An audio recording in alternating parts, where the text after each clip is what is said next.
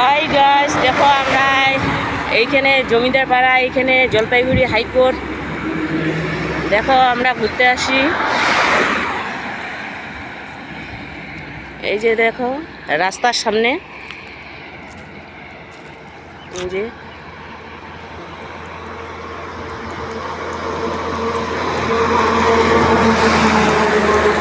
এখনো শুরু হয় নাই।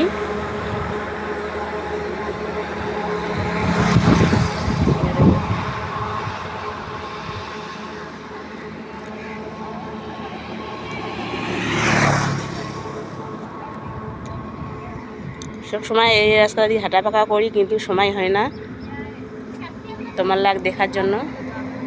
আজকে সময় পাইলাম, তার জন্য আমি বলছি একটা ভিডিও করে নেই। এই যে দেখো